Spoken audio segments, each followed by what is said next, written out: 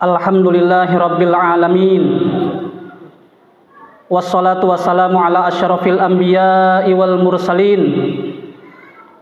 Ashhadu an la ilaha illallah al-malikul haqqul mubin.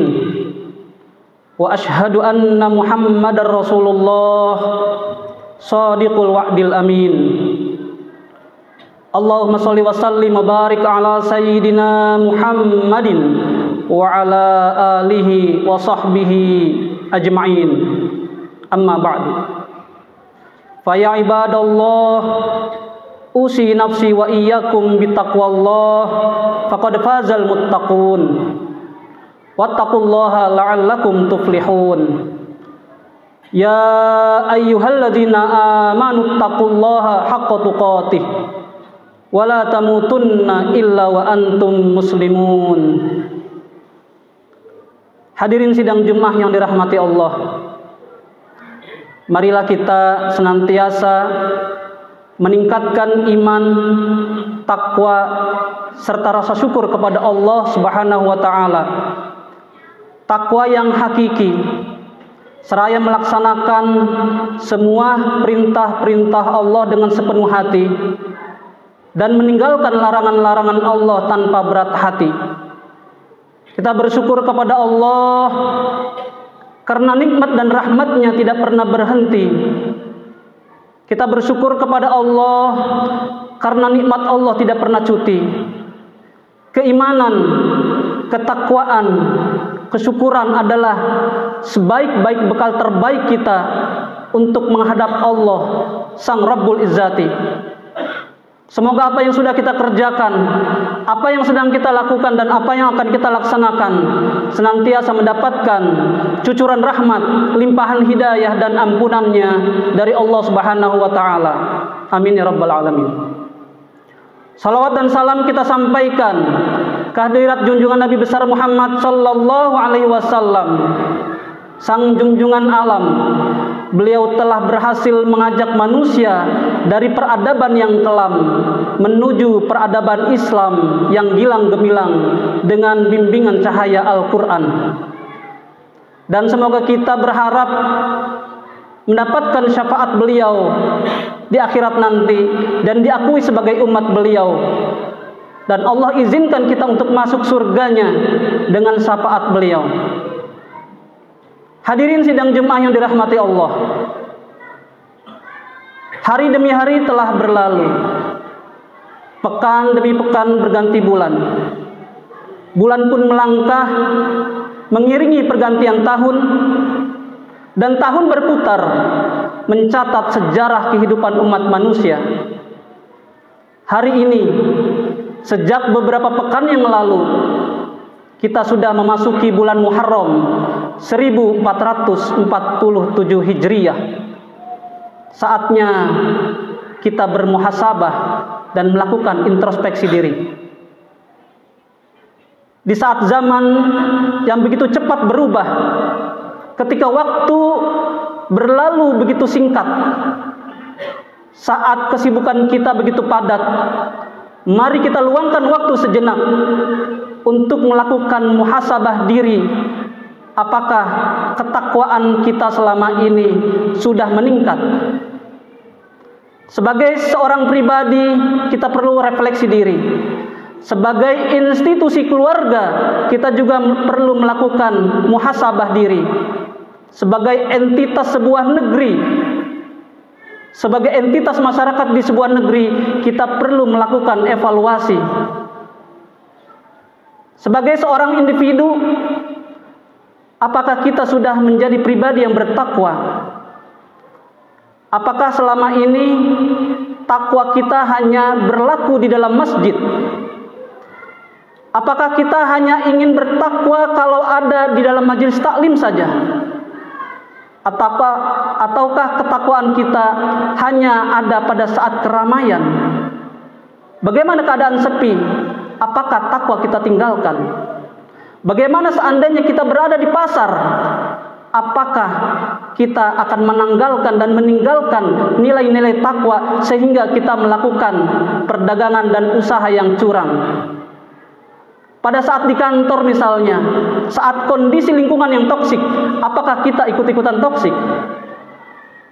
Rasulullah Shallallahu Alaihi Wasallam bersabda, "Ittaqillaha haitsuma kunta wa atbi sayyi'atal hasanata tamhuha wa khaliqin nasa bi khuluqin hasanin." Bertakwalah kamu kepada Allah di mana saja kamu berada, dan ikuti perbuatan buruk dengan perbuatan baik, dan bergaulah dengan manusia dengan akhlak yang baik. Melalui hadis yang mulia tersebut, sadarlah kita bahwa ternyata takwa itu tidak kenal tempat dan waktu. Kapanpun dan dimanapun saja kita perlu menghadirkan takwa. Kita perlu menghadirkan takwa dalam kondisi sepi. Kita perlu merasakan pengawasan Allah sehingga kita takut bermaksiat pada saat kita berada di dalam kesendirian. Sebagai sebuah institusi keluarga, kita juga perlu mengevaluasi bagaimana kondisi keluarga kita hari ini. Sebagai suami misalnya, apakah kita sudah sadar tanggung jawab dan perannya sebagai seorang suami? Apakah sebagai suami mampu membimbing istri dan anak-anak dengan bimbingan wahyu ilahi? Sebagai seorang istri, apakah sudah sadar tentang tanggung jawab dan perannya kepada suami? Bagaimana? Apakah sudah memberikan pelayanan terbaik kepada suami dan anak-anaknya? Sebagai seorang anak misalnya, apakah kita sudah menjadi anak yang berbakti, mau dan mampu mendoakan kedua orang tuanya, baik orang tua dalam keadaan hidup maupun sudah tiada? Generasi Islam hari ini hadir dan tumbuh tanpa pendidikan orang tuanya, tanpa bimbingan kedua orang tuanya, karena banyak keluarga yang bercerai, suami istri yang berpisah. Hari ini generasi Islam banyak yang emosinya cepat tersulut. Mereka begitu cepat putus asa, mentalnya lemah, dan gampang sekali bunuh diri. Oleh karenanya, jamaah sekalian, kita perlu mengingat firman Allah di dalam Al-Quran surat At-Tahrim ayat 6. Ya ayyuhalladzina amanu qu anfusakum wa ahlikum naro. Wahai orang-orang yang beriman, jagalah diri dan keluargamu dari api neraka. Sebagai entitas sebuah masyarakat dalam negeri, kita juga perlu mengevaluasi bagaimana kondisi dan keadaan negara kita hari ini. Melalui bimbingan wahyu ilahi di dalam surat Al-A'raf ayat 96.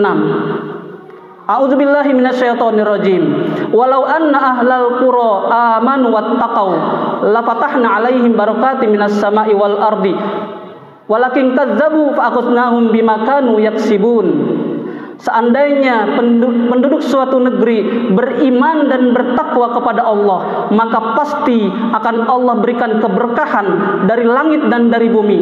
Akan tetapi mereka mendustakan ayat-ayat Allah, kemudian Allah siksa mereka akibat perbuatan mereka sendiri. Melalui Al-Quran ini, maka kita mampu mengevaluasi tentang keadaan negeri kita hari ini. Apakah negeri kita adalah negeri yang berkah? Karena negeri yang berkah, apa saja yang turun dari langit berupa hujan. Hujan yang turun tidak mengandung dan mengundang bencana. Negeri yang berkah, ketika angin turun dari langit, bukanlah angin yang merusak rumah-rumah dan bangunan-bangunan. Negeri yang berkah bukanlah negeri yang keluar dari buminya berupa bencana gempa bumi, tsunami dan letusan gunung api, ataupun banjir dan lain sebagainya. Negeri yang berkah juga bukanlah negeri yang dipimpin oleh pemimpin yang zalim, pemimpin yang suka berdusta, mendustai dan membohongi masyarakatnya dengan dokumen palsu, dengan janji-janji palsu dan kepribadian yang palsu. Negeri yang berkah adalah negeri yang dipimpin dengan pemimpin yang adil, pemimpin yang bijaksana, mampu mencerdaskan, mampu mensejahterakan masyarakatnya. Dan ketika negeri itu berkah, maka pemimpinnya akan menjalankan pemerintahannya dengan dengan perintah Allah Subhanahu wa taala. Sebagaimana di dalam Al-Qur'an surat As-Sajdah ayat 24, "Wa ja'alna minhum a'immatan yahduna bi amrina lamma sabaru wa kanu bi ayatina yuqinun." Mereka akan dijadikan oleh Allah, akan diberikan pemimpin-pemimpin dan pejabat-pejabat yang memerintahkan dengan pemerintahan, dengan bimbingan Al-Quran. Dan mereka sabar dan meyakini dengan ayat-ayat Allah tersebut. Jamaah sekalian yang dirahmati Allah, maka di momentum terbaik ini kita perlu mengevaluasi secara komprehensif, secara keseluruhan tentang keadaan kita masing-masing, baik keluarga, baik pribadi maupun keadaan masyarakat kita hari ini. Karena di dalam Al-Quran, wa may yattaqillaha yaj'al lahu makhraja wa yarzuqhu min haitsu la yahtasib.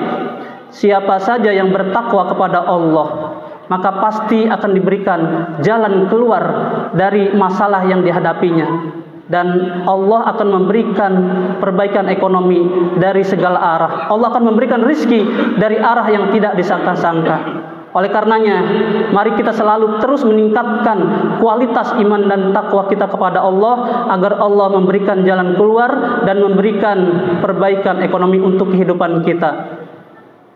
Barakallahu li wa lakum fil Qur'anil azim, wa nafa'ani wa iyyakum bima fihi minal ayati wa dzikril hakim, wa taqabbala minni wa minkum tilawatahu innahu huwas samiul alim. Aqul qouli hadza fastaghfirullahal azim li wa lakum wa lisairil muslimina wal muslimat wal mu'minina wal mu'minat fastaghfiruhu innahu huwal ghafurur rahim.